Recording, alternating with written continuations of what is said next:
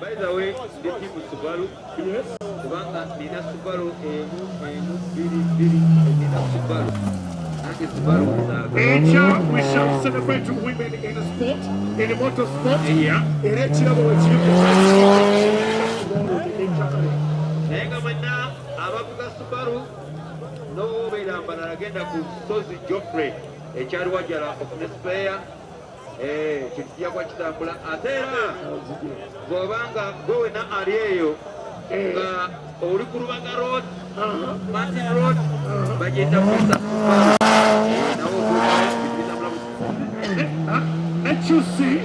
wari Western Resort side F omusije no konkana yagala konkano wabako already hosti gambe bigambo. Yes, over the country, we're going to tell you Plateau Noblesse, Manamana. Radio said the best 100.2 FM TV West Nachi. Nalo. It's not too many, no? So, I did the chairman, of course, it's like a Pakakonka. The benefits is a motor car, is a Pakakesi. Honorable Dr. Robert Rukari, MP Barasita Noza. When I got ready the project, you put a center. In I'm going to Remo Barara. I was just to Gabriel Sente, Omungaro. No handouts to Zukora. Honorable Chakora, when you come to China, na Kwasirovo, or Roma, or Yamachenyaza, or Uta, Hatana Gabrachi. As we talk right now, Pinamotoka Maganatano, 500 cars, even more than that one. Avona, Batunga Fuero, Omurimbarara, Nachuruhura, that's money. If you're Korea, we have over 10,000 people. Avona, Barja. Ganamoto barya omoteli abantabo babyama garaka mungu babyama chuchu abo abishirita babonire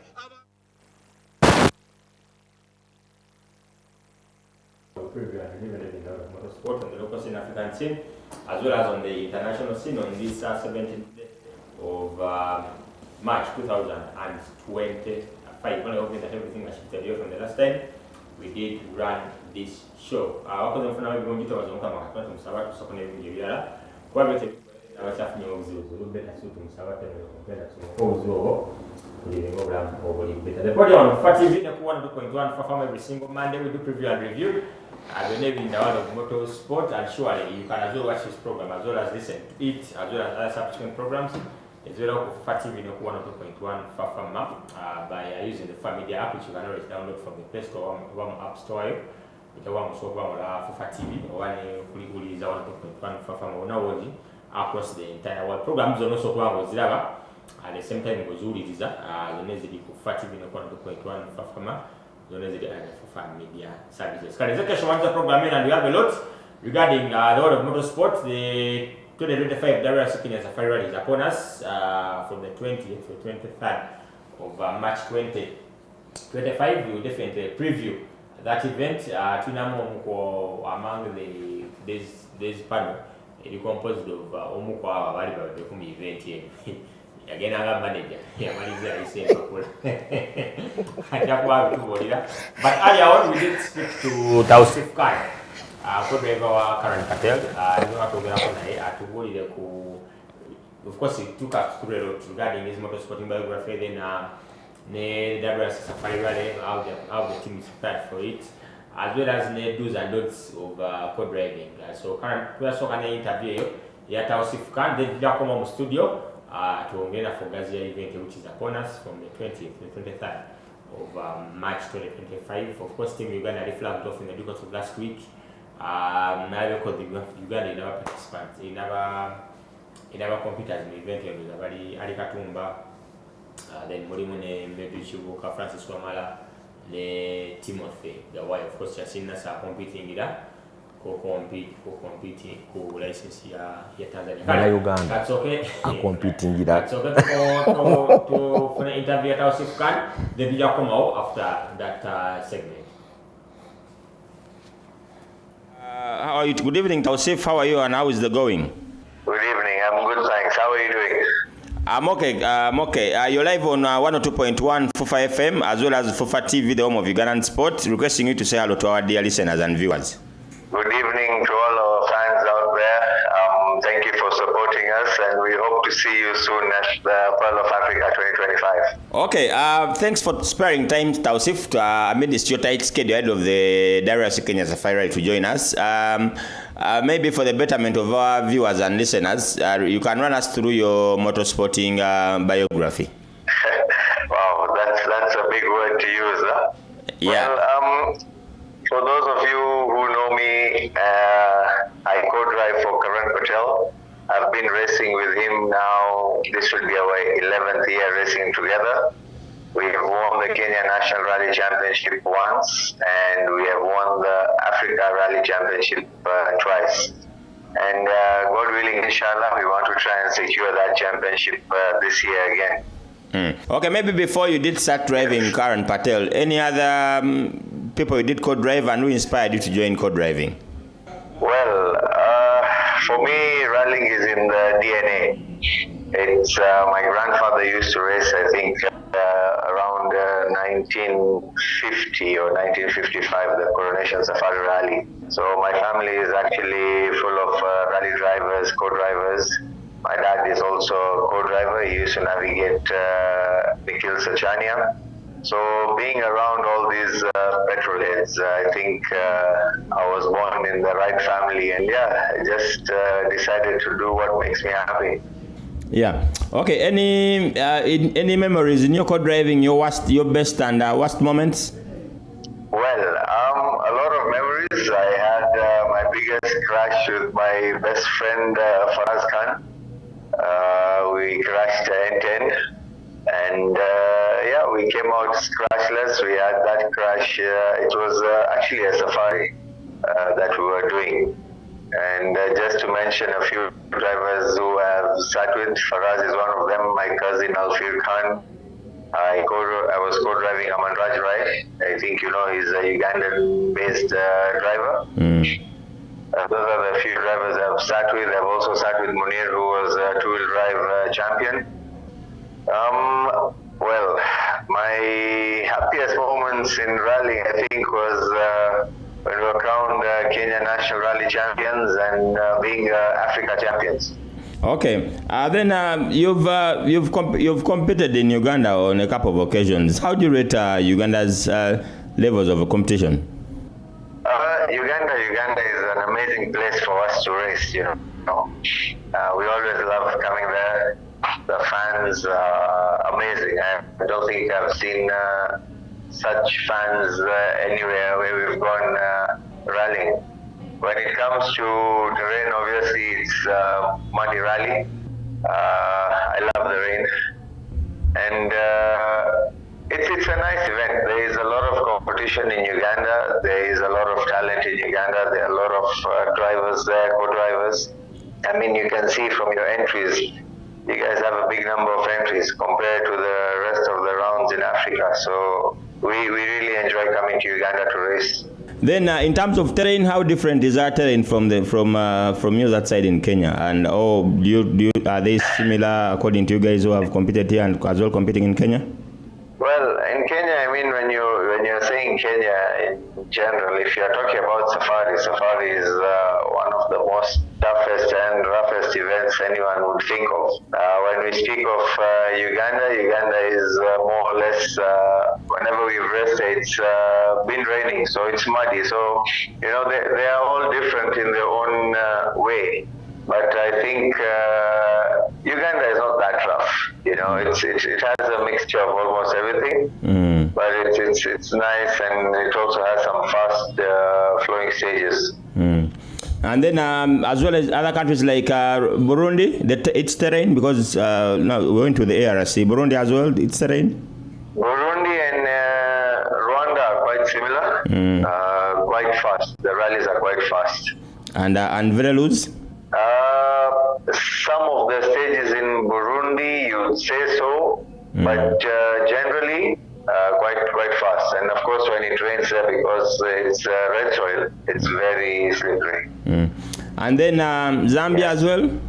Zambia, well, when we raced the last one we did in Ndola, was quite twisty. They had a night stage there. The first time we ever did a night stage at the stadium, which was quite nice. but the stages generally are quite smooth also. They are racing in the farms, so lots of straight, square left, square right kind of rally. And then for Tanzania? Yeah.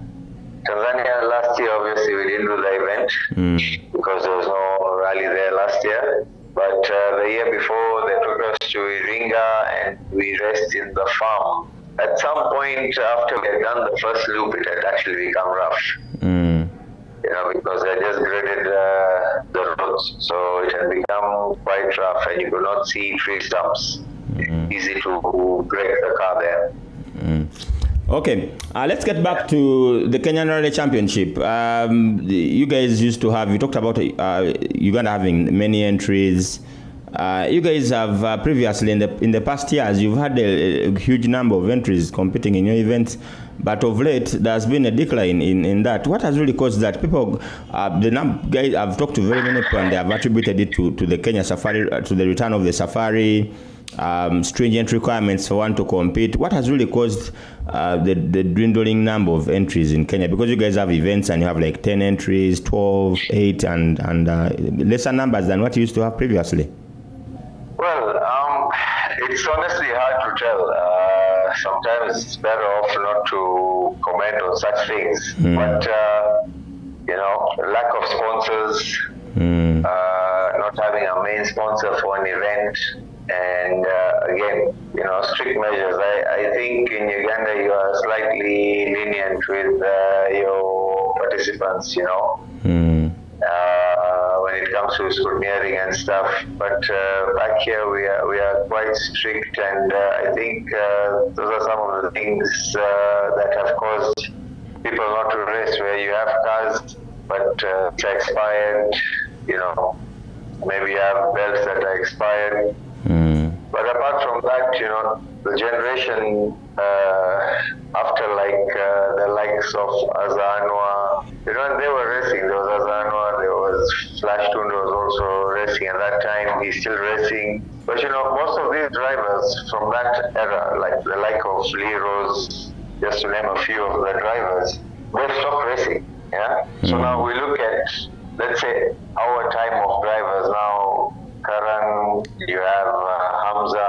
There are very few people who are racing actually. Yeah.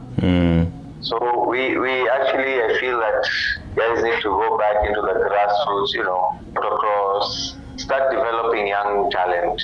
But all in all, I feel lack of sponsors and those kind of things play a major role in having the sport alive. Okay, and then let's get into the Safari. I don't know, how excited are you in competing in this prestigious event? It did come back to Kenya. You guys are hosting it up to 2026. That is when the contract is expiring. Let's hope that they can renew it and it stays in Kenya for as long as we can live.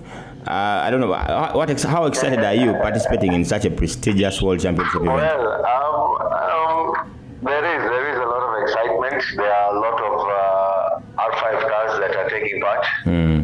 I think we are maybe 13 or 15 in the R5, I'm not too sure. Competition is there, but we are looking at the bigger picture. You know, they've merged WRC and ARC together. So our aim is to try and stay ahead of the ARC pack, you know, inshallah be the top Kenyan crew. In terms of the route, you know, the route has changed quite a bit. We are doing most of the stages in reverse. So that will be something very exciting for us. Obviously, recce will be a lot of hard work. You know, as co-drivers, I feel that's the worst part of rallying, Yeah. when you're on recce. But I guess we're looking forward to it. I'm personally looking forward to the route in reverse. It will be quite interesting to see how it will be. And we are really excited. Any memories in the past Safari rallies of the diverse events you've taken part in? Well, the first one that came back, I don't know if you remember, but we finished 8th overall and 2nd in our class. So that was one of our biggest achievements.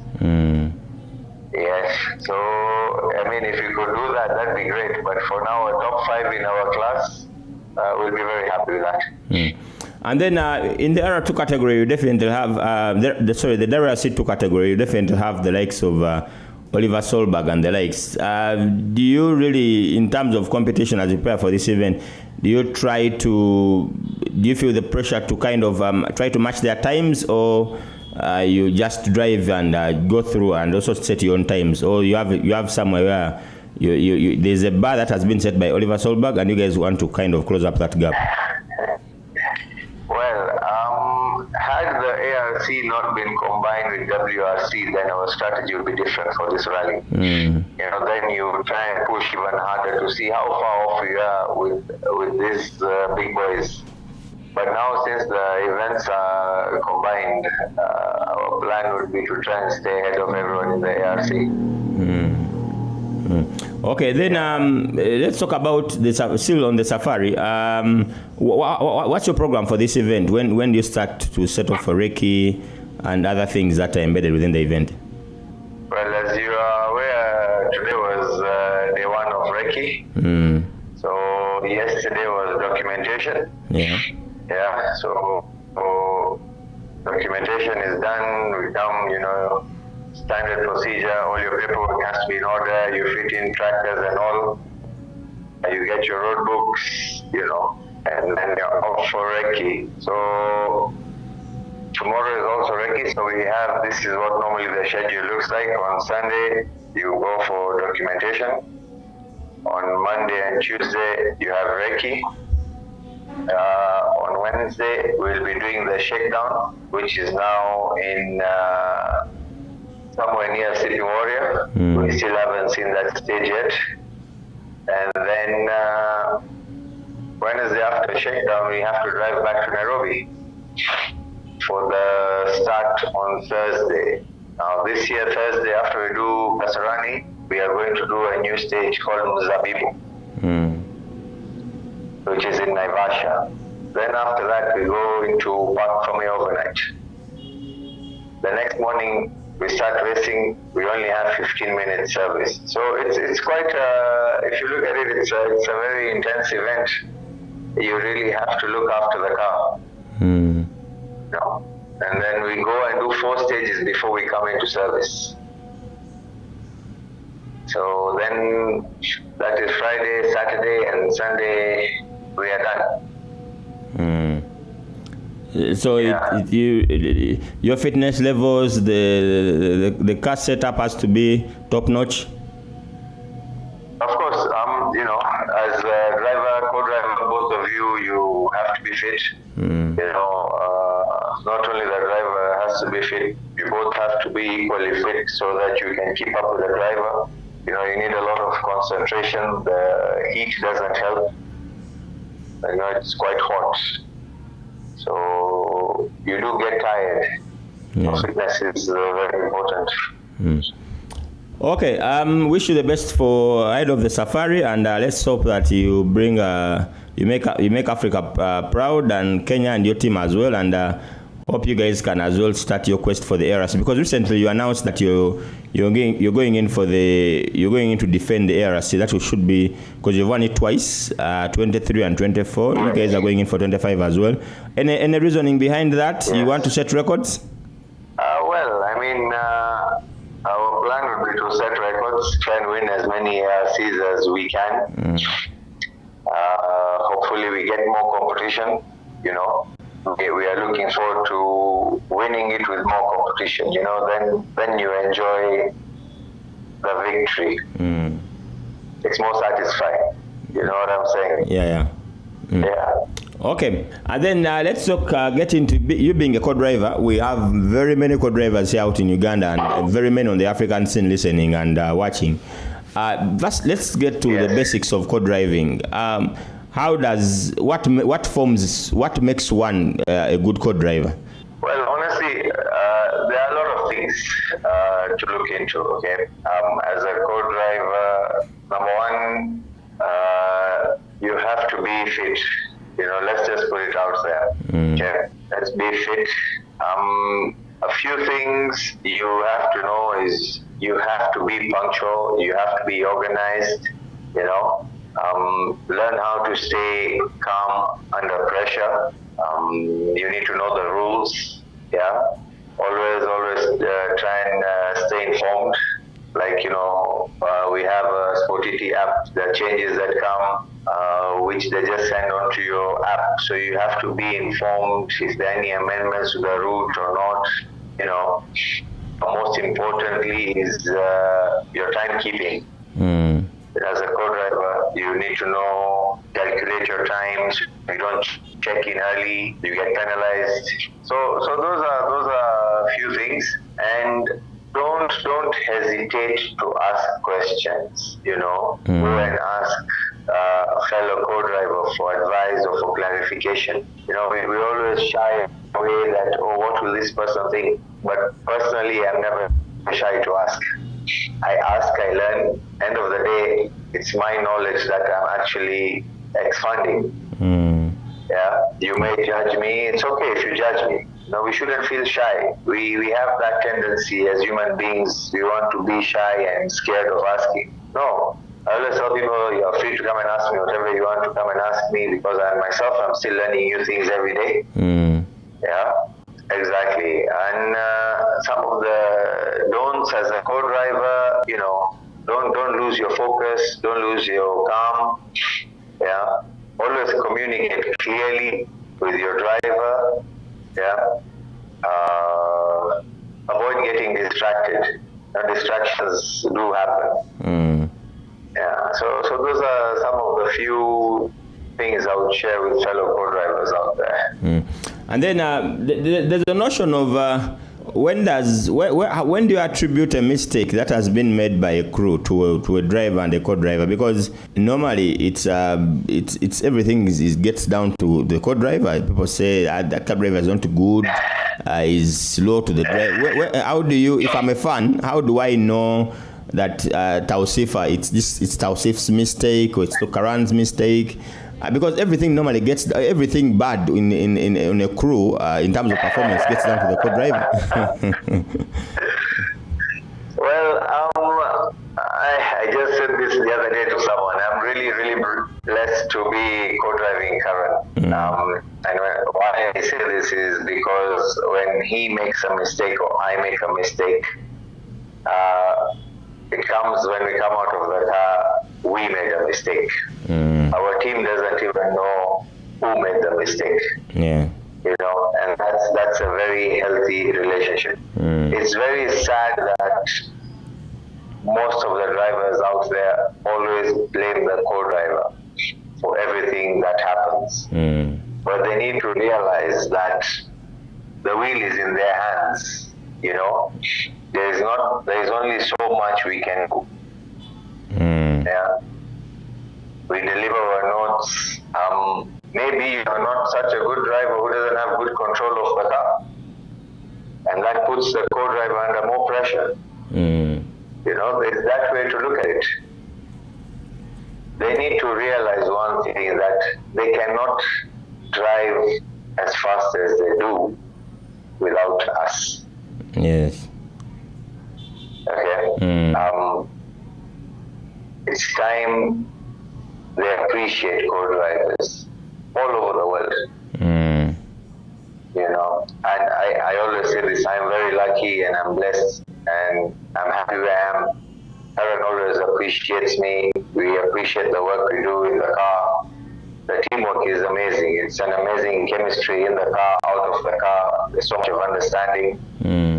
That itself makes my life so much easier to co-drive. And I trust him 110% with my life. Yeah. So mistakes do happen. They even happen from me. But he doesn't turn around and start yelling. But in case we get back to it from where we were and we move on and get back to that pace. Co-drivers, another thing they need to realize, when you're off the notes, kindly alert your driver. Do not assume. That is a recipe for disaster. Yeah. And so the minute I'm off the notes, I tell Karen I'm off the notes. There is no harm. There's nothing to be shy of. The world's best make mistakes. These are people who do it every day. Yeah. So who are we not to make a mistake. Okay, so you in case I mean, you see, I mean, some of the world champions leave their notes. yeah. I think there's a video of one of the World Rally Championship events last year. One of the co-drivers left his notes. But they move on. You improvise and you move on. Yeah. Okay, and then maybe my second last question to you is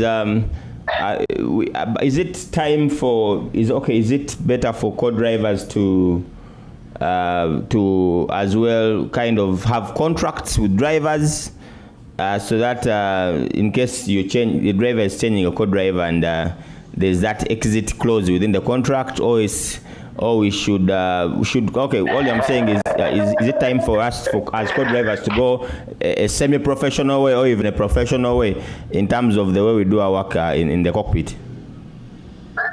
Oh, well, that's very interesting. Well, look, end of the day, I feel that we both have freedom. Yeah. Okay. And you need to understand one another. Maybe sometimes the driver is not good for you. Yeah. I personally cannot just sit with anyone. I think I've reached that point in my life where I just can't sit with anyone. So even as co-drivers, as much as we want to be out there and co-drive, we need to love our lives too. Okay? And we need to know we should be valued. That is what I feel is important. So this issue of having a contract or not, I don't think that is necessary. Yeah. Yes, I know there are people who are professionally, people are paid to co-drive. Yes. But I don't think that is now, I think, at another level of looking at things. Yeah. But for us people who are passionate about the sport and all, as long as you're comfortable, you understand one another, I think you should be good to go. And no one should be able to stop you. Like tomorrow, for example, if... Hello? Yes, please go ahead. Yeah, so as I was saying, I normally co-drive Fuzzy for classic events. Yes. For me, as long as Karan is not doing an event, he has no problem me sitting with anyone. So we should all have that freedom. Oh, you know? Okay, then my last one is in regards to set time. Since I think during COVID, that is when you reunited with Karan Patel when he did bring that R5. Is it yes. should we say the longer sit time you have with the person, the better you get, or because there's a Kenyan driver, maybe I want to mention name. He used to change co-drivers, and from this one to the other one, thinking that maybe it's the issue with co-drivers. But is it about sit time that you need to have? Because I'll give an example. We've seen drivers like Kao Flash Tundo, Ian Danka, and Baldev Singh Chaga having one co-driver for a very long time of their riding careers. Is it about the longer you stay with someone, the better you get, like you've done with Karan for the last couple of years? Or it also gets down to the commitment levels of the driver and the co-driver as well, so that you guys come up with a better performance? Or because they normally adapt co-driving as marriage into that cockpit? Well, again, the longer you are together, the more you understand one another. Yeah. Hello, good evening, and how are you? Good evening, TAUSEEF. How are you, and how is the going? Good evening. I'm good, thanks. How are you doing during the rally? You get what I'm trying to say? I'm not saying that it won't make a difference. Yes, it will, but you can still nurture the talent back home. Work on making that with someone. You will still drive at 180 kph whether I'm sitting with you or you are sitting with that driver. Yeah. So some of these things we do need to look into. Maybe there is some new ways we need to adapt to, before the event or during the event. These are things you build on with time. Okay, TAUSEEF, thank you very, very much for sparing time and joining us. I've been a short, tight schedule. We wish you all the best in the upcoming event, and we can't wait for you during the Pearl of Africa rally. I remember I had a lot of talk. I had a lot of discussion with you in the Pearl of Africa rally, because on day one we were just behind you.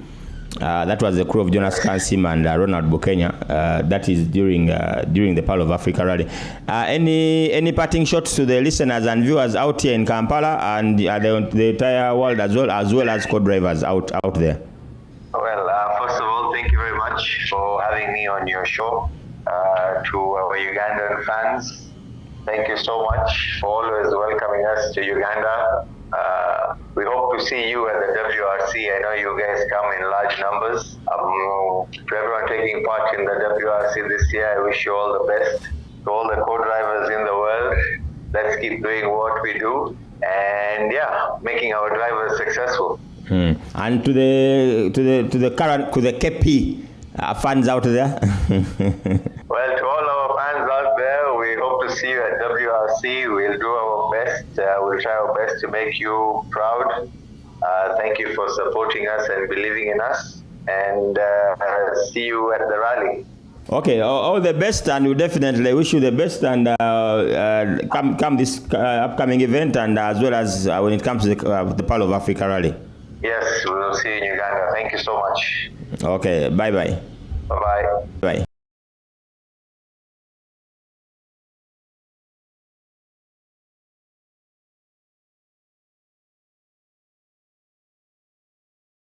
All right, we'll be back from that short commercial break.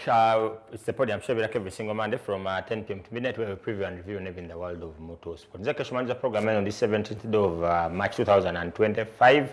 Our first segment, to the TAUSEEF card. Kanso kembe sewa nwage wabiringa wawuzako. Tuitemu katono ku TAUSEEF ya yoge, then of course tugende ku the WRC safari, which is upon us from the 20th to the 23rd of March 2025. Makanika, matula na watulizi. Abatulaba mwena ku Fufa TV na atuliza ku 102.1 Fufa FM.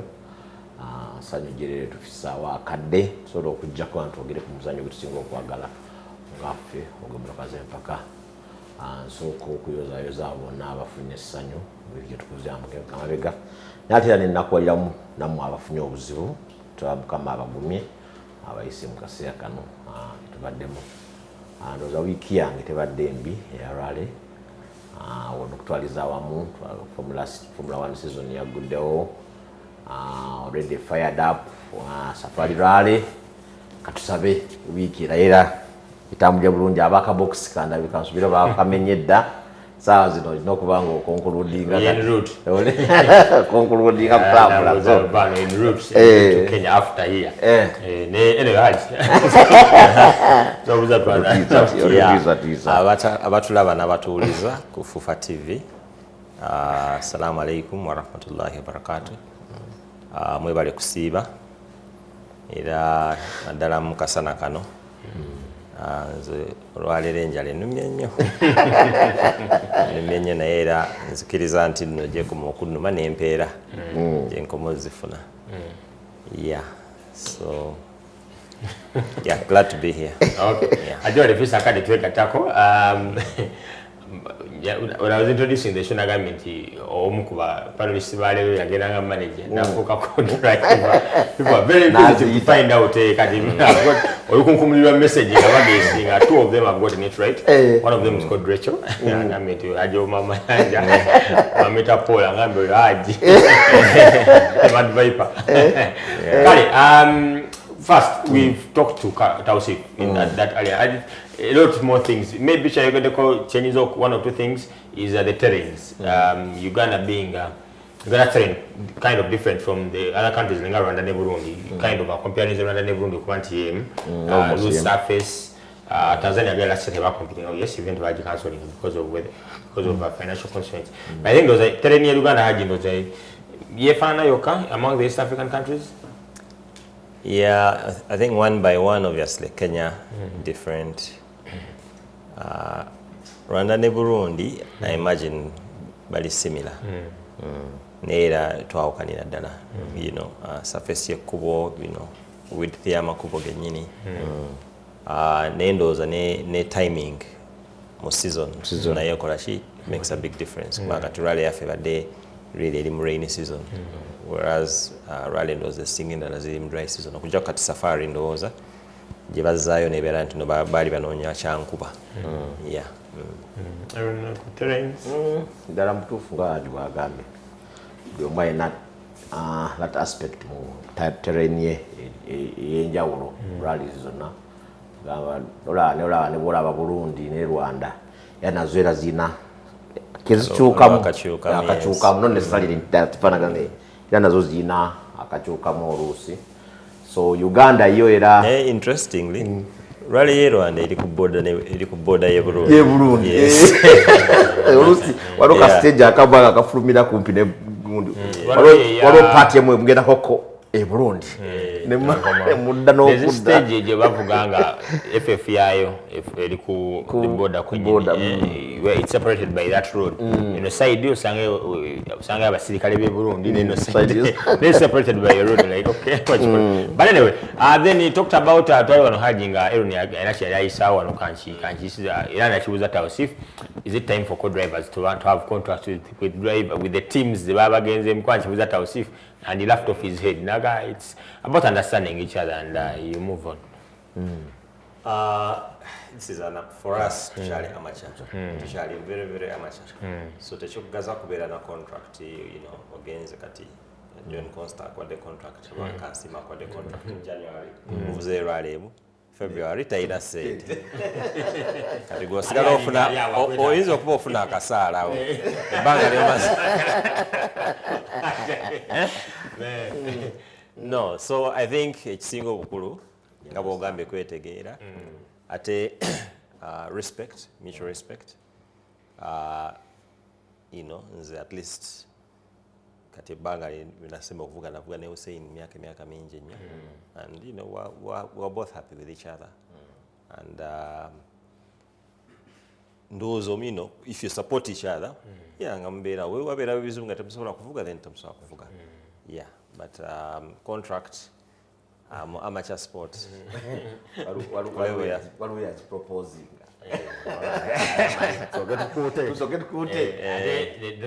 kali utabu yagera ko contract ibaso kusoma kosi yaba agent yaba kusanyika kona toli agent awe wali ba agent yasoka kujjako kake asoka na jako alo kakwasa anyway that has been TAUSEEF regarding the of course the co-driving and the upcoming event Hajj knows TAUSEEF nafuna chance pale yasemba day one the way you kola mu seeding fabali bagoba patero quote me right fabali bagoba patero bateko mpira nduguteka naye had a long time with him because you could stage ya Makarena ali cancelled the first stage kuvuga transport tugenda kukola Tadova so from Tadova waruka there was walo remote refuel yes ogenda kukola what was that stage Surambaya the stage ogagira linya ali susali wano tutase no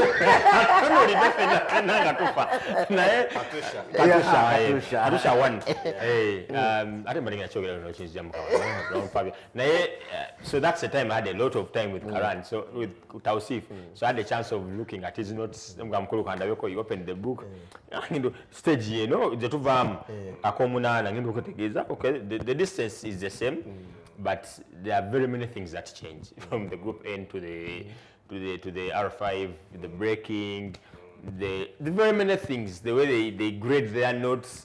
Being you like I said, nakona bucket fine. So I just some go mkulu. And stage kati watuko molu ko yokubi. Tamwezi. Tanga cha kalero okoyo bera mkono.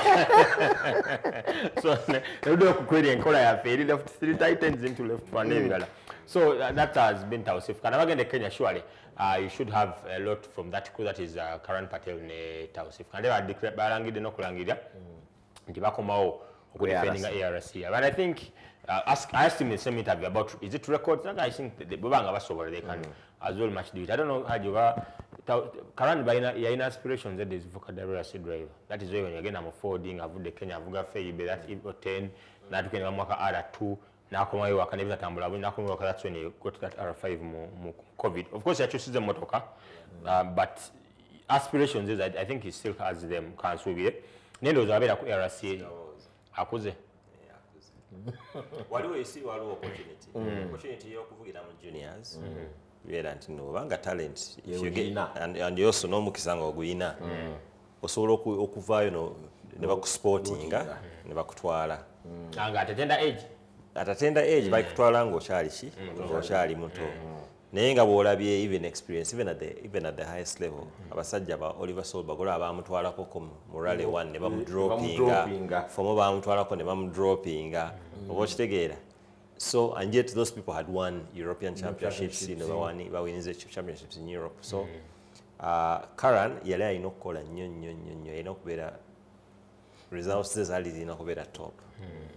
Emyaka gye beyavugira mu juniors, which wasn't the case. Yeah, it's very convincing. That's when. Yeah, and the thing is, this is if you look at musajja yavuze Sweden, you're winning a European, you're winning WRC2. I think in 2017. But then they chose. They were choosing a Suninen over him. Team.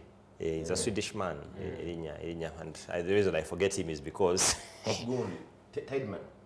Tideman. Tideman. Bakolashi. Bamu overlooking abagamba nti kalo championship ojuwininze nedda omuliro gotekola kitemusanyusa. So it's very competitive. Even if you win the championship, it's still not good enough. Yeah, given the fact that the jobless youth abali pardoni abatalina seats and Oliver Solberg omulaba agezaako pushinga he's won it before. Someone has even put in Chris Mick and Chris Mick akuze takyasobola kukoma wino wansi. But for Karan, let's hope for the best. Nenga haji wagamba nti we again eri and these times are not tebali convinced. That is when the Chabada solo college is only calling the African Zendoza nti no, I mean winning the African championship emirundi ebiri. You know, ayinza joining ana mulindi ogwokusatu. So for me it's still, you know, it is still understand that the World Rally Championship, is a very competitive thing. There are only top level. There are only 10 drivers in the whole world. Already twina aba president bameka munsi. Countries around twina abalangira bameka munsi. Ba musician bali bameka. Ne 10 people. So kat ne woleta na WRC WRC2 no gattako. You're talking maybe 20-25 people. That is a very elite of the entire world population. Of the entire world population. Chile is so elite. No cream de la presse. All right. Bavuga obumotoka n'ogamba nti abo batusobola naye batuka ku WRC event. Okay, we're going for a short commercial break. Now we talk the Kenya Safari Rally, which is upon us from the 20th to the 23rd of March 2025. Sajja bagupushi.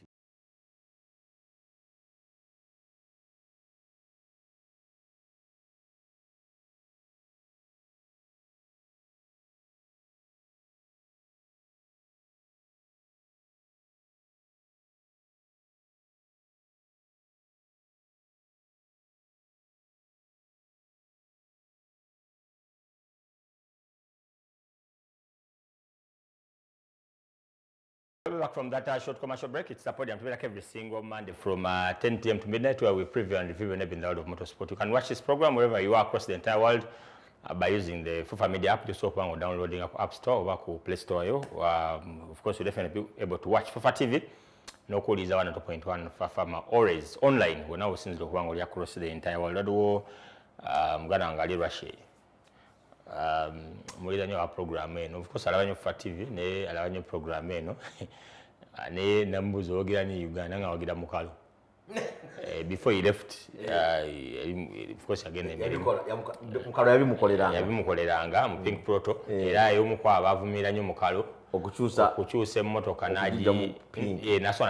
nagivuga nga white then amaana nagizaayo kubanga embaala yagivuze ng'erimu pink so yawulira omulango omukulu Chris kale right that break twogedde ku of course current Paternal TAUSEEF CAN ahead of the WRC Safari which is upon us 23rd of March so let's get into the event Haji ali omu kwabo abali bafunye ku mukisa okuvuga mu event eyo nze nalaba nasobola kola candidate event 2019 which was a very successful event Uganda had a number of representatives in there here in issues but the event itself Kenya Podium Memorial Lane hosting the WRC I don't know Haji maybe oyinza soka notuwamuko ku your history with the safari then then we get into the past since its return in 2021 because they know come out 2020 then we had the outbreak of the COVID-19 pandemic so the event was cancelled it didn't take place so now come out 2021 since 2021 paka last year Toyota has been dominating that event but before you get into that dominance of Toyota had your memories of the safari going back how far from when you started watching from inception yeah so I first became aware of the safari maybe in the early 80s and of course nali muto nali sibitegera bulungi nenga surprisingly my sisters nga bebasinga okwagala okukola ki baina aliwo abasajja awo bagaye ba boyfriend abateganga mu lupapula nga balina okugenda mu safari rally naye odise nti obviously mu late 90s when drivers okuva Uganda batandika okukola ki okubeera regulars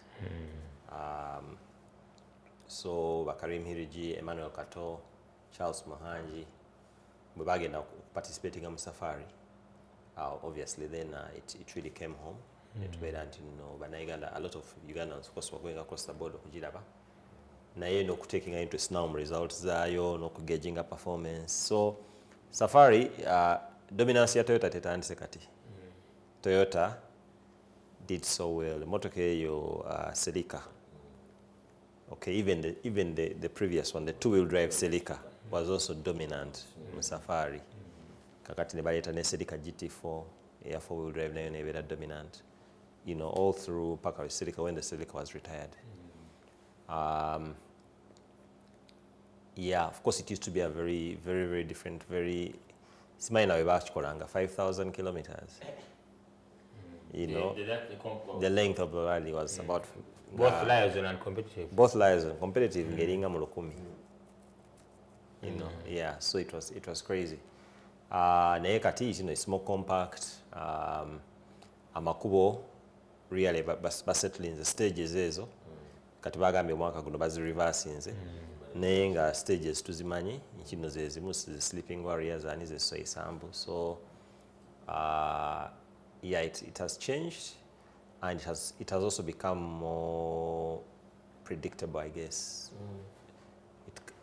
wojiga abajimanyi safari you can see the people they are doing well apart from Toyota but also nekusaidia aba driver erojja kulaba nti mulimba driver who are quite consistent Katsuta is one case in point yes you get about memories about Uganda's participation of course maybe how different was of course okay it's more compact now you have stages which are it's Naivasha yes. I think the running of the event previously was kind of different from this current setup rally yavanga literally emotoka bazi shipping up to Mombasa neziva ku Meri and then the rally would do stages okutandikira ndowooza Savo ne bajje Nairobi ne bali Nakuru Naivasha all the way up to Eldoret there were stages and some days nga bayinza okusimbula Nairobi ne bavuga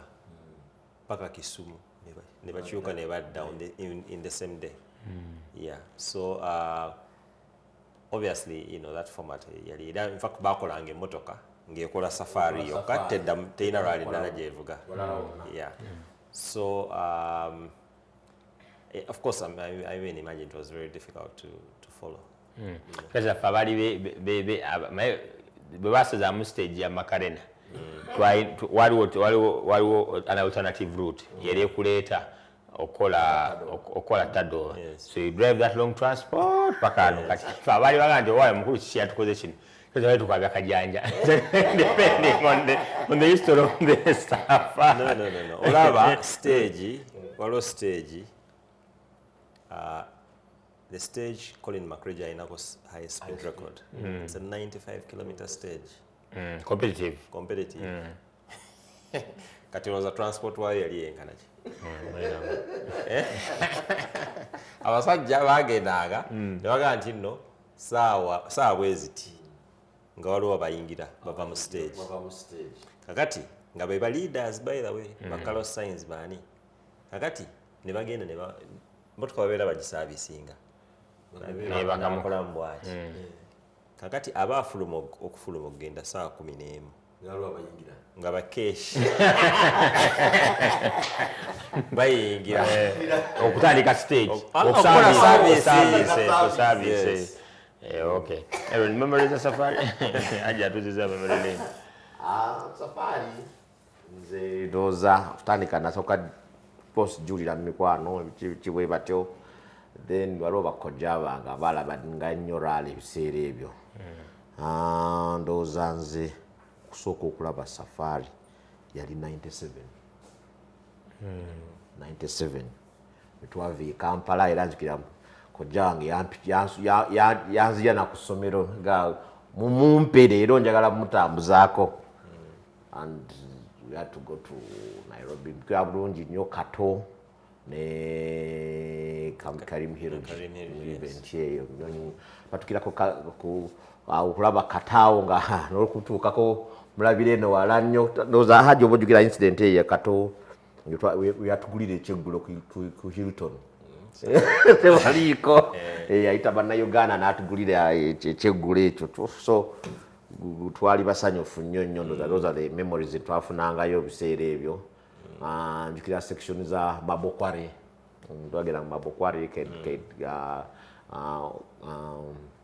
waliwo Kajaido stage ezo so twagenda ngere tulaba kurai so we yakomawo mu 2022 was excited 21 ndowooza I was excited glad netera sasa olagenda covid yali anziseemu omuntu by the way ulale nyini tasobola kutambula kugenda so tasobola kugenda kulaba safari on district naye nasobola okugenda mu gino ku mirundi gino egimu nasobodde okugenda nenjirabako nendaba ngibye twalabanga ziri na zino so nenkomparinga kirungi nga Haji bwagambye titutambula nnyo ku luno tusobola okubeera awo mulaba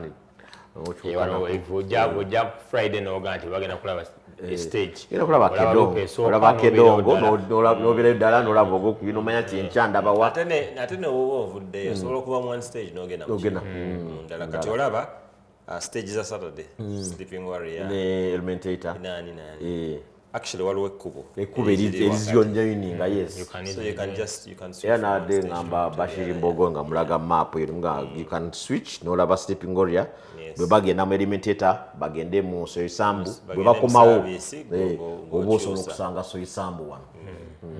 Okay, so that was memorable. That's 2019. The event, of course, Kenya government and everything. They host the candidate event.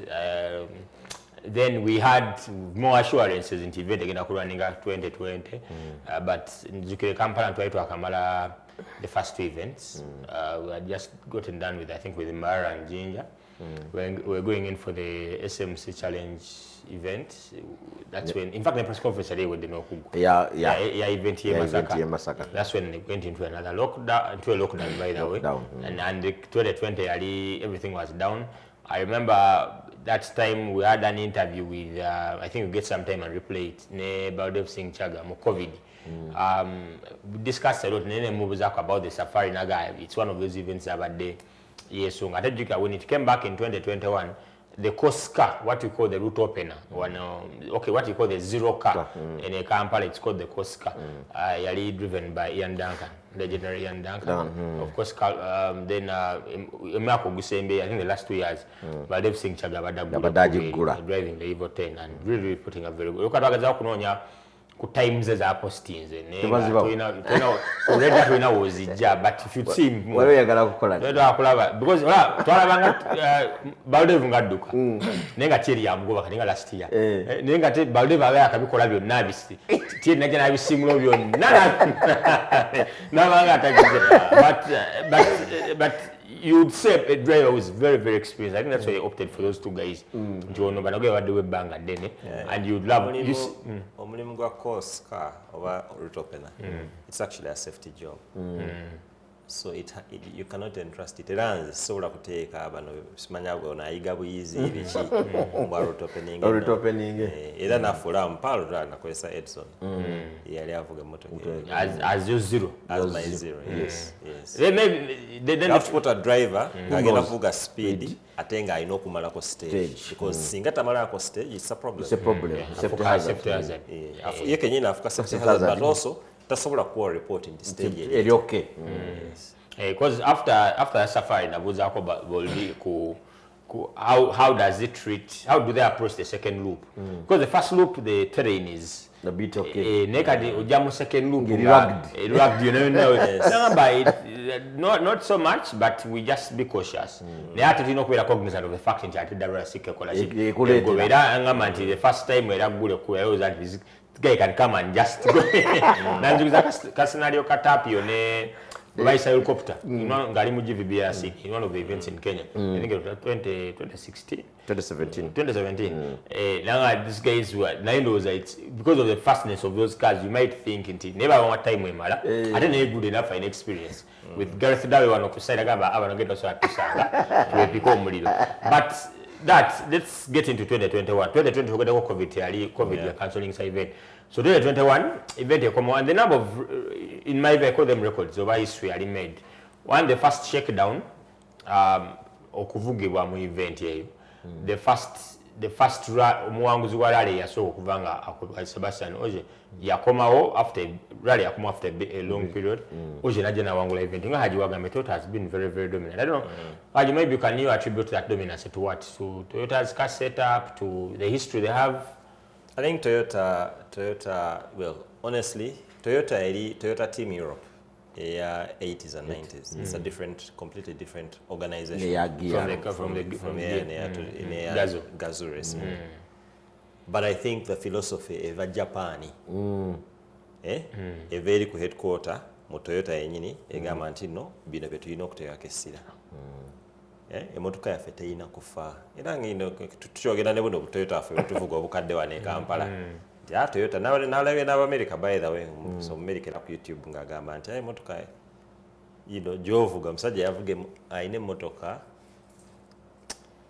eringa 10 nenga hatchback estate eriko milioni za kilometers 4 million kilometers. So Toyota philosophy mileage yes nenge chali intact ekyatambula kat philosophy ya Toyota yegamba to whatever happens our car should not break down. The motoka zabwe if you notice when they've had rallies motoka nezibenda nezo failures bakolachi babeera very, very hard on themselves to make sure that they can fix it.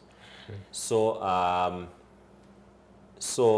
but apart from that also for me Oje okujiwininga maybe it wasn't a surprise because bali bava mugundi tuva mu COVID, you know, but at the same time the other drivers at that point in time ngojeko Tanak maybe Neville to a small extent those were the only people in his class. All the other drivers couldn't match.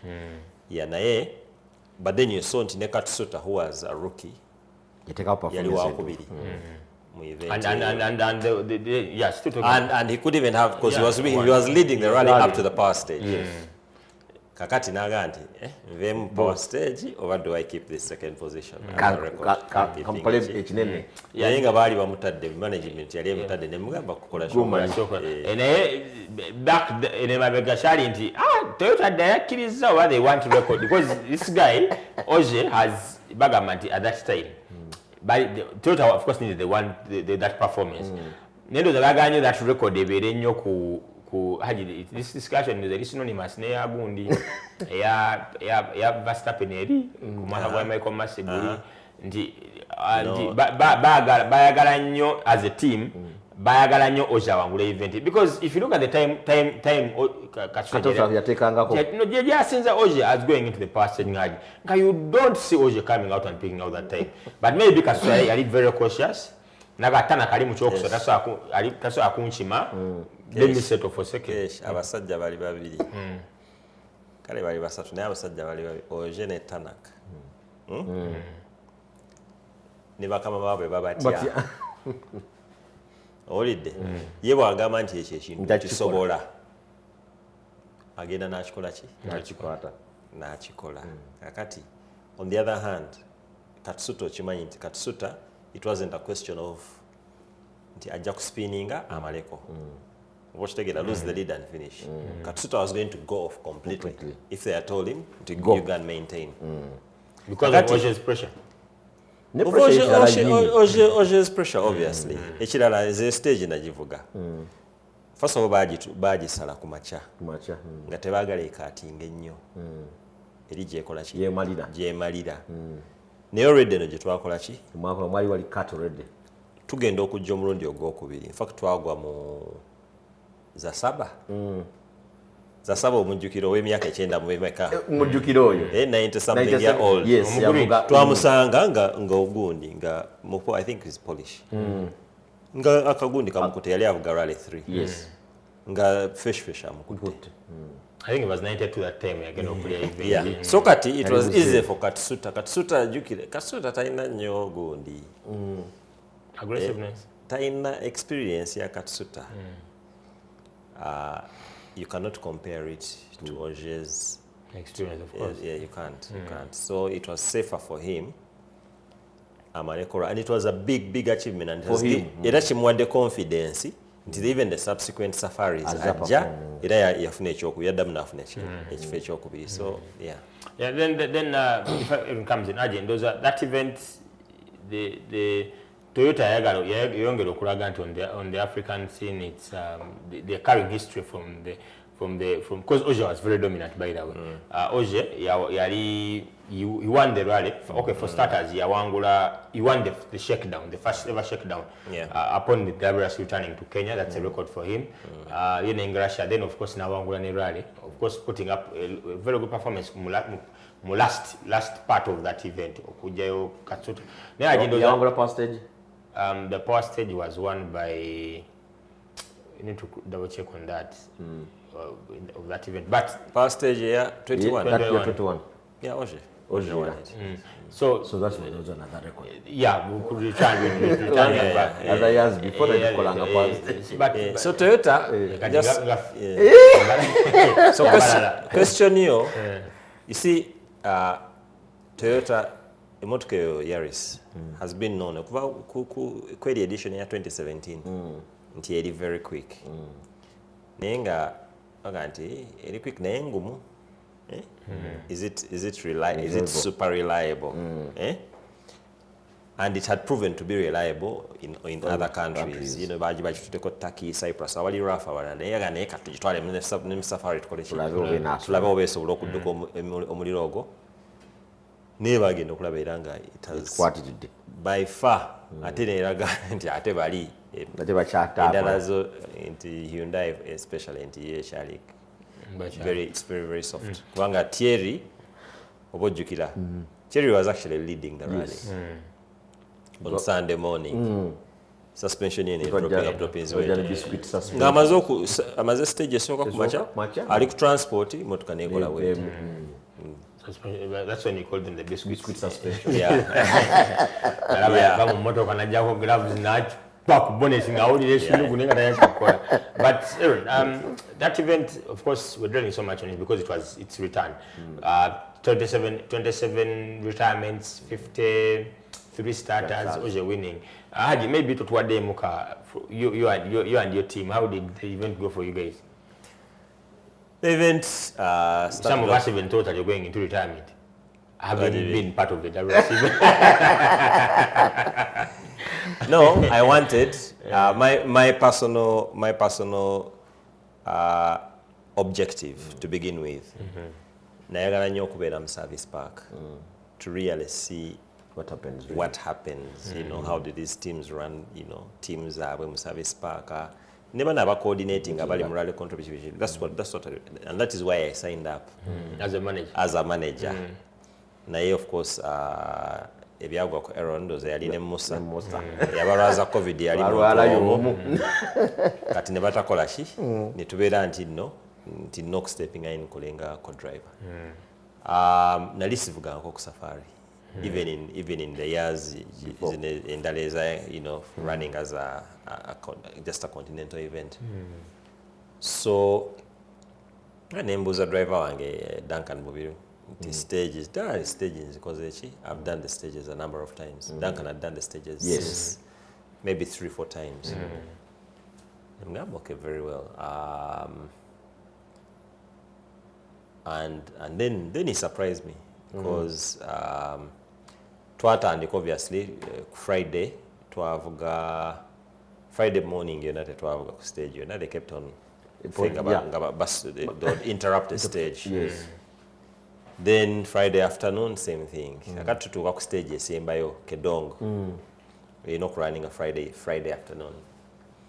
So name stage commander tugamba the stage has been interrupted. Obudde bukoze ki bugenze mukole ki Duncan agamba nedda sisobola kuzibya budde nga sikoze ki tubize ku Morocco kati nesi yasooka waliwo abasajja abasooka bannakenya abakola ki abasooka bayingirayo Duncan agamba atugende nali mugamba nti no, we lose nothing by not going.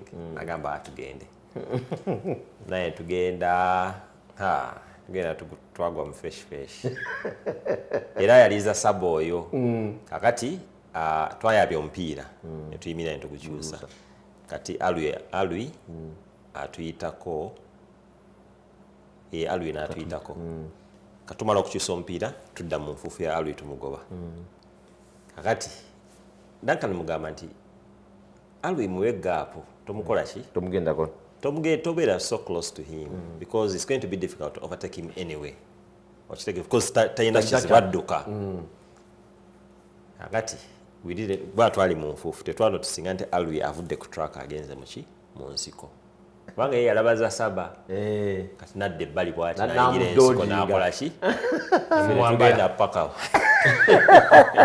paka mu butu yaza saba netubeera awo naye that stage by the twagetinga stack batusika emirundi egi awo twavaawo n'awalala naye kati omusajja neyebuulirira Saturday netuvuga bulungi tewaliwo any interruptions. We drove all the stages ne Sunday all the stages and apart from twalinako problem awo ne small problem ku transmission awo ku selector si selector, but I don't remember what it was. Clutch ndowooza, either clutch fork or whatever. But I think but right to get national, so we won the national with a big margin. And I figured the overall. Sagala kwogera kifo kitaliiyo ajja kitwa anti teziriiko ku internet naye katuwenkwata time yange nengislotinga muziri times kati muziri times Carlton of course baatukuba kati twali tuslotinga behind nsonyiwa njakebera it wasn't bangy. Right, we first going for a short commercial break. When we get back, still a discussion on the Kenya Safari, which is upon us 20th and 23rd of March. 2025. Katukomewo.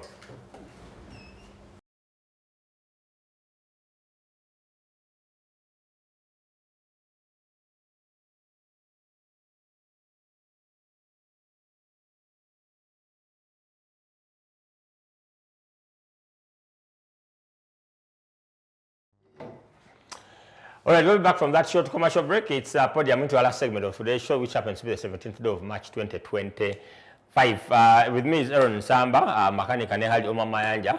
Nilano message Hajiwa, let me just meet Muko in the course of this program. Kali. Prior to that break, it was to Itamuko 2021, how the year did unfold in the WRS Kenya Safari, which of course, yeah, come out. Initial 2020, but because of that, because of the COVID-19 pandemic, 2021, which had 53 entries, 27 DNFs. Thierry, rather,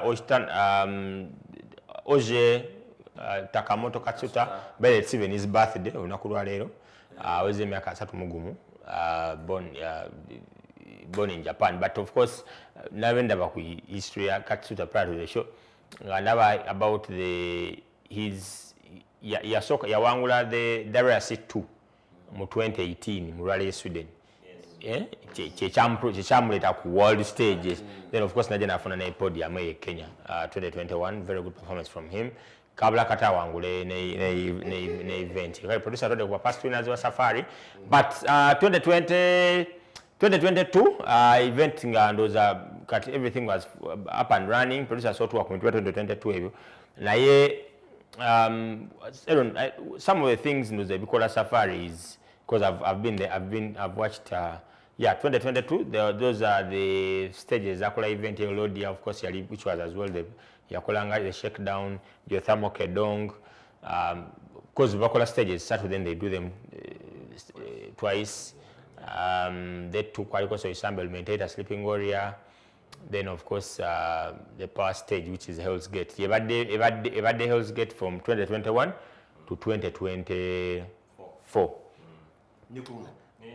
Even this year. Then maybe 42 entries, maybe Chidalanti Charlie this time Chichusemuko from as we talk about 2025 Marseille is the shakedown.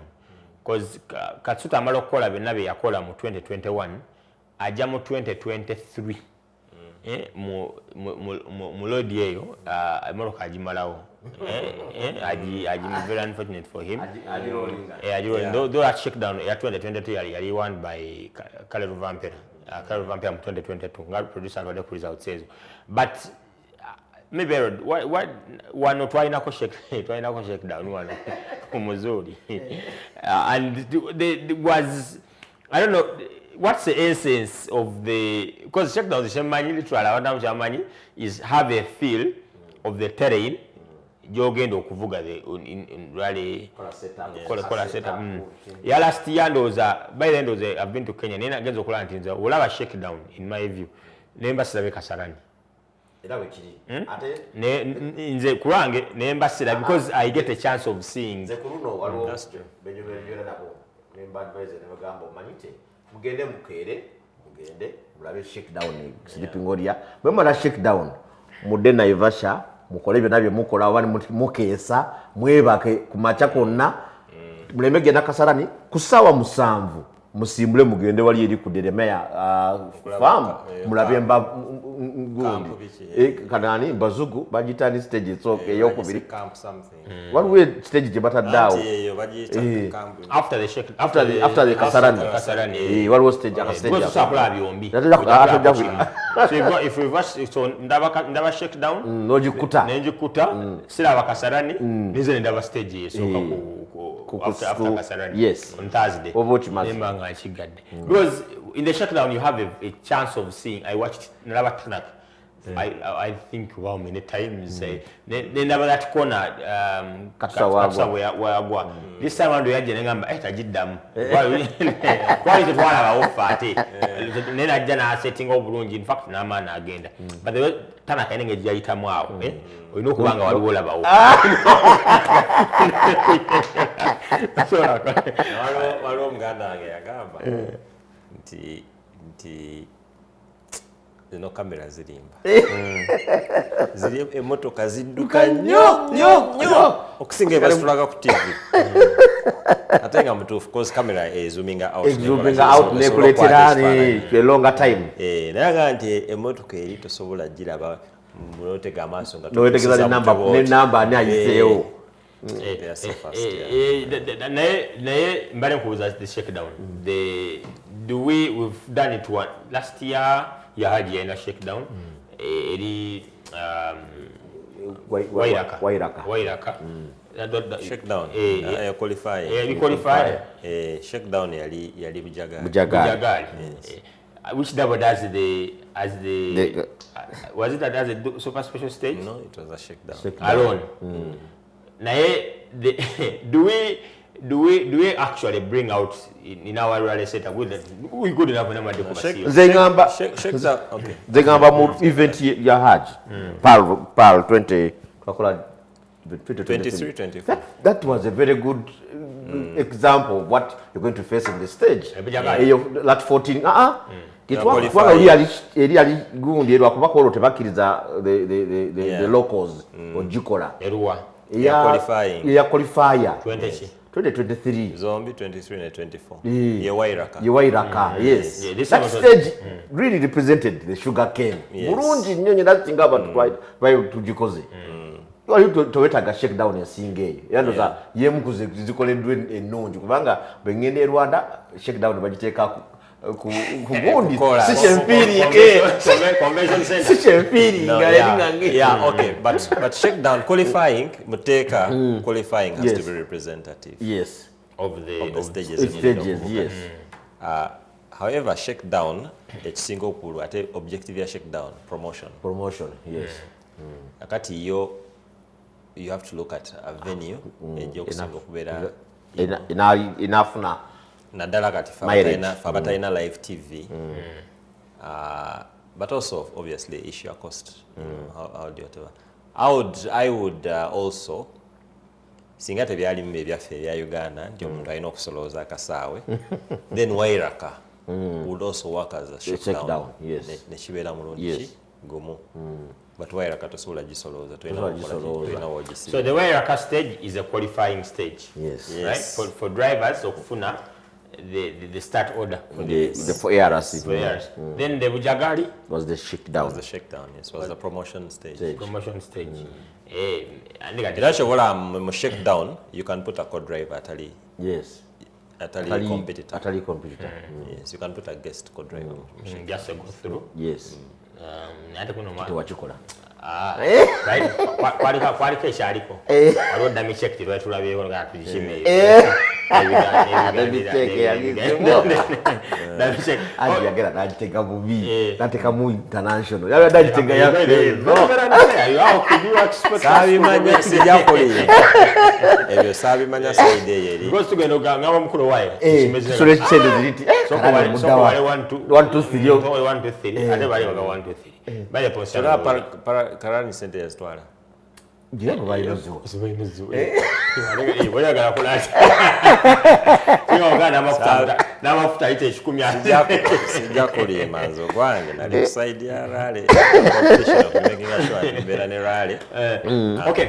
Then the 2020 of course total dominance ya Toyota. That's you had the 1 2 3 and 4 which had a lot of this teams that are ziri kuchi Hyundai for Ford maybe they're limited by the number of drivers the Ford is but balina mu 22 actually balina Oitanak balina ne Sebastian Loeb yes but again I think let down by something that broke on the car for me yes. Yakwata bonna same thing that happened to Oit happening at Loyal. So for me, it is honestly down to reliability. Nti motoka yone wewe efunyemu akazibu esigale edduka. Kyekiri kuki.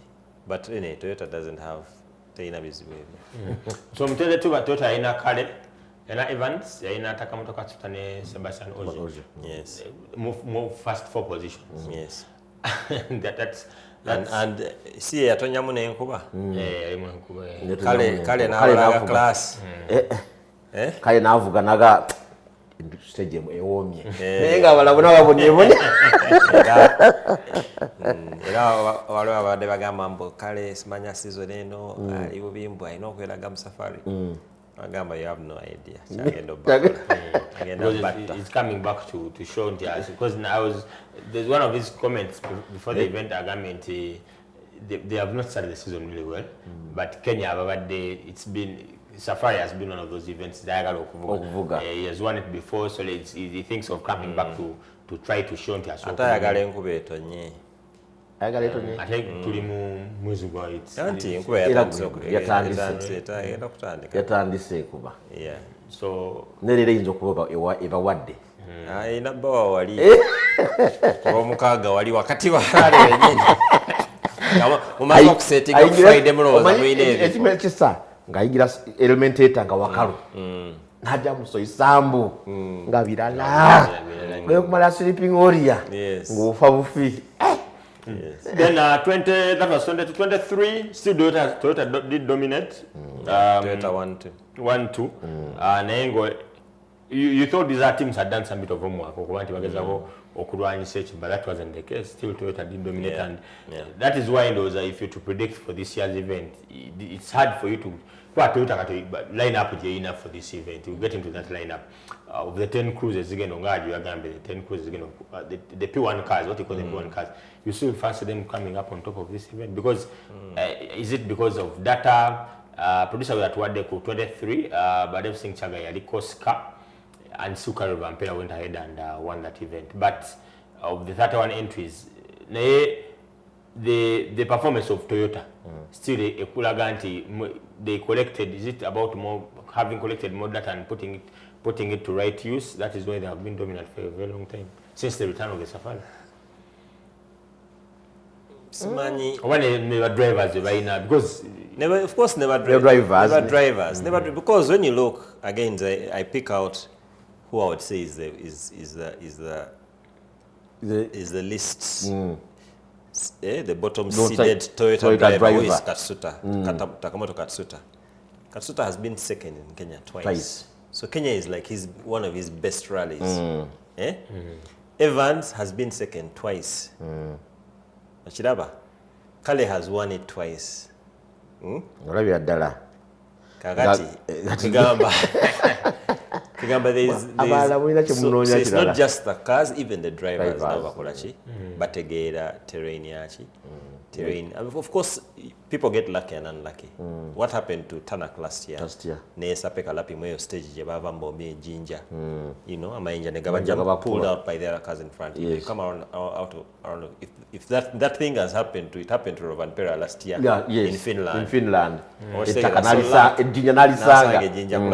last corner. So you get lucky, but you really have to have a strong car. And twalaba last year nali mu rally control last year. Nga tulaba Thierry Neuville ali mu hybrid mode. You know, emotoka nge feed the dollar. You know, he can barely get out of a stage. So Hyundai really needs to put in work as far as reliability is concerned.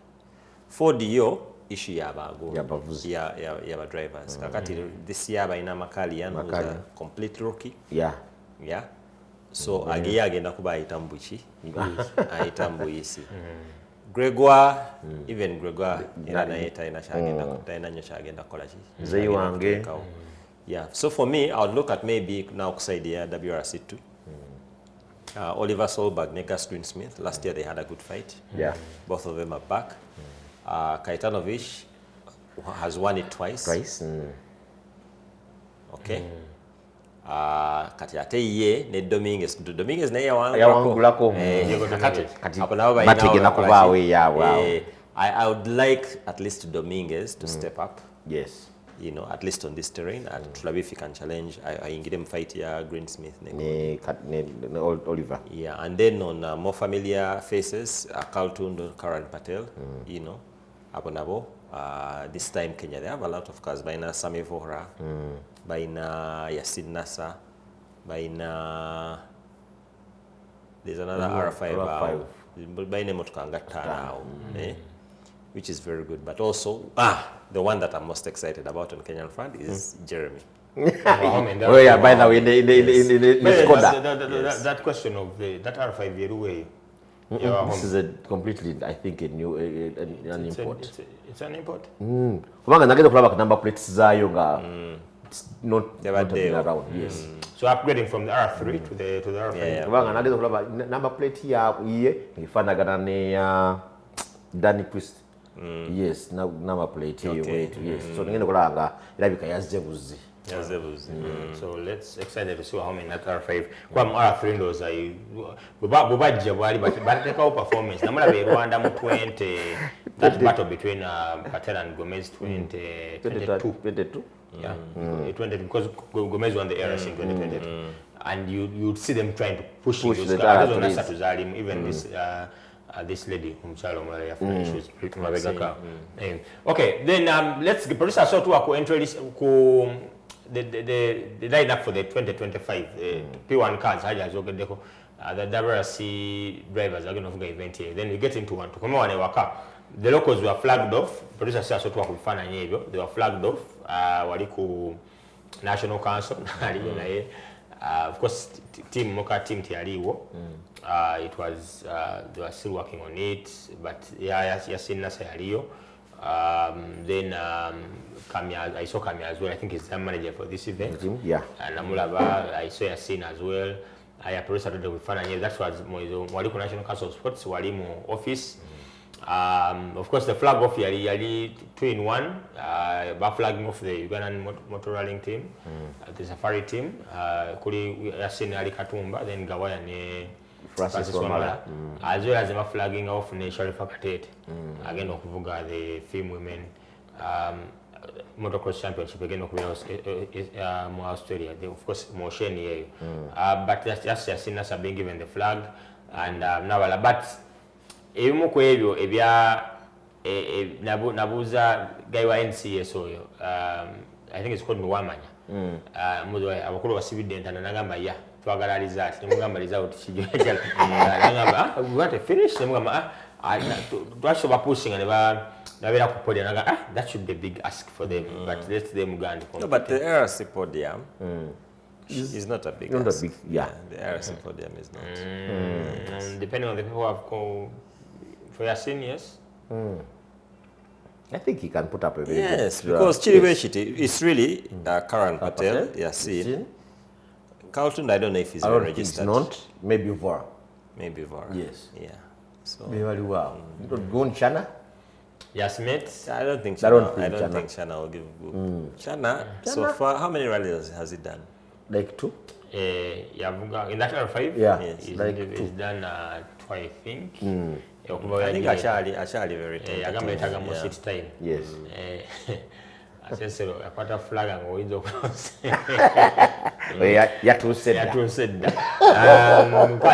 But Team Uganda Aaron prospects.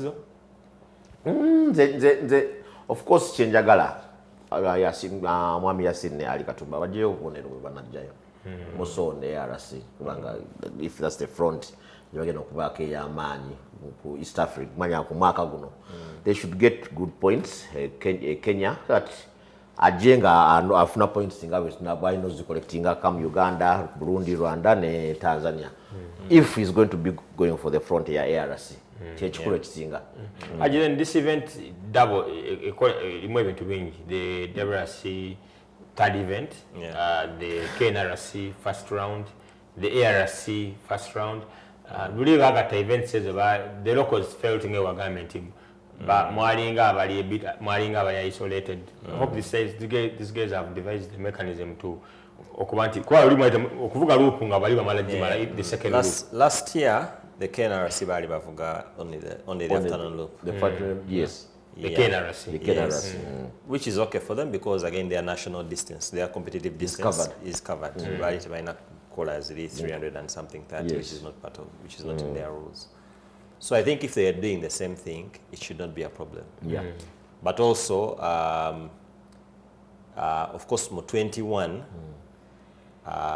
waliwo engeri ya oversight kubanga kati ku stages za Friday stage eya Chewy Lodge yalinga emotoka kati Caravan Pera weyafiira nga tewali motoka esobola kuyita. Caravan Pera was fourth car on the road. So n'abadde WRC bana 10 ba P1 bonna tekuli 6 cars didn't go through bonna baali diverted. Ne stage endala era gye twakola ku makya. The only stage which was wide was Kedong. But also Kedong jukira yalimu accident. Ya Rai. Ya Tejvir. So that's why yashangana but it didn't stop the flow of cars. The motor cars asobola okuyitawo. It wasn't blocked. So if you manage gundi oyo wa akagundi ako ne kyesimanyi baba akajjamu kati stage ekiro bagiyita Oserengo oba Oserian stage. Yes, but I think they've either widened it or something. I've seen Oserian. Is it Friday, Saturday? I mean Sunday. Yes, Sunday because Saturday, Friday bagijja. That's why it's been put at the end. Yes. Mekubanga etewanya rally gundi ne early enough. Okay, so producer, so to the P1 cars is going to, they're 10 in number. Then we give our predictions as we have around 5 or so minutes left to the end of the show. Our predictions, how do you government Toyota, Ford? For me, Caravan Pera. I can already tell you. Caravan Pera. I don't see. I see Elfyn Evans really playing for the championship this year, which means Siravanti, again, taking a risk.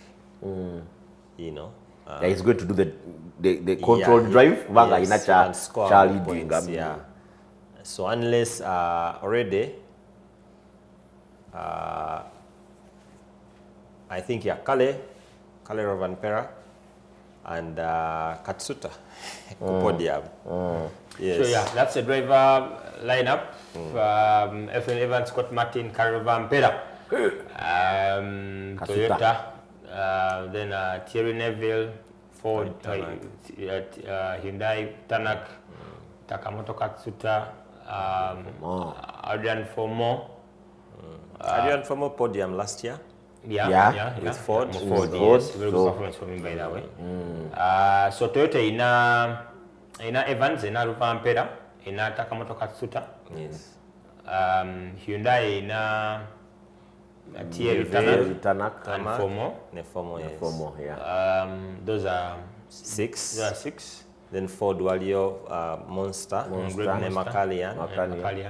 Those are 8. Kakatu ina ne Sami Payari driving a Toyota. Tuina ne Jordan Sederitis driving a Ford. That makes 10 cars. So Toyota ina motoka nya. Ford ina Satu. Hyundai ina Satu. That plays well for Toyota. The number because honestly, Payari, okay. No, Sami Payari is not really on that. He's not in the same team as Toyota Tefla points. So Bali 3 and 2 really because Nenga. Honestly, I would like for there to be a change. Naira the last rally Sweden. Hyundai waliwo obuntu obwa some incidents ebyandaga nti no mukyali mukoki mukyali mukoga but the drivers Thierry Neville ne Tanak and even Fomo now formally definitely level ya Katsuta Katsuta Sweden katawangula rally he almost if he carries that form to Kenya then maybe so I hope if they let them I hope they've really brought a better car and I hope they can really slot at least one of those cars in front of the Toyotas. Can Adrian improve his performance from last season? Adrian Fomo. Very possible. He's already shown pace in the Monte Carlo. And was it the right move for him? So, certainly. Well, I'm affording How do you get a contract? Jukira Ford. Ford tesasula. Tesasula. Yeah. Atwana mpapula weruli. Atwana akapapula we. Right, we are actually betting up move ya Hamilton from Mercedes to Ferrari. Olumu bachi aje kubane twage nokumaliza accent kafu neri. No mass money that brand of it. Aaron, your prediction for the Safari? Can you see Hyundai coming up this time? Agamba Achimara Shimarigez have dominated for the last four years, and it's time for us to showcase. Because they have not won it. Toyota has won it before. Dava oitana kaizo kuja ku podium. Izo kuja ku podium. Later, the car in the front will be a Toyota. Yeah. Car head will be a Toyota. The car head will be a Toyota. Yeah. Even Evans could even by the way. Yeah. Baga zandaze maturity ya mani right to cracks over pressure. Rally zine alaze Sweden ine he can maintain na berawo na teka ono good stable venue. Naji as we part the last season Evans shamtabuka kwa because kale wataliwo oje wataliwo it was either him or Thierry. Finally nishimutabuka katene good ya kumwe mu mix by the way. Kale vampere taba kumamura ya Sweden ya Finland which other rally was that Giavam aloka championship at Vehicle but he had then finally Thierry awangula rally championship in 10 years after a long wait for the championship. Evans, it does need to improve from last year's misfortunes. Other Guava championship because he started well. No, I think 61 points. I think Evans, do you remember until 20? Yali first runner up. Came very close. Literally again Kumpi power stage of when Oje became champion over him. So I think he might have lost some confidence along the way. But Evans has been an A-list driver over 2017. That's when he joined Weyaraga. I think he won like 3 rallies. Kagati, he's won Finland. He has won. In fact, rally was Ajata winning. Angako is maybe Monte Carlo. But he's won, on every surface. He's been tarmac, gravel. Very, very, very, very fast. So I think he will whatever. Kati this year, as with a new, less panic. Let's see. I really, of course, wish him luck, but I want the best man to win. Okay. My soft spot could tear over championship last year and they won it. Let's hope this time on to different Evans. Aaron, I'll give you one more chance as we part. Your top 3. You have a chance to change from what you're giving us. 1, 2, 3. Kale, Oi, Taka. Kale, Oi, Taka. Yeah. Haji, editing. You can do some edits. You editing? Let me. Honestly, I can't go against the form. Toyota's form is already there. Yeah. Kale. Thierry. Taka. Yeah. Okay. The Sijag I want to think. I'm going to one way around. You got any edits? Yes. Okay, that's what we got for you guys. I will definitely get back next week with all the latest in the world of motorsport. We'll get back with all the latest in the world of motorsport. Again, the Kenya, safe journey. Enjoy yourselves. You have one life to live. You have to live with motorsport. Just go enjoy yourself. We'll get back here on Monday. Definitely, these guys will be back because of predictions. But I know come on, defending predictions I've had. To Sabasabo Funaka, the commander, defending prediction is a Kali. Yeah,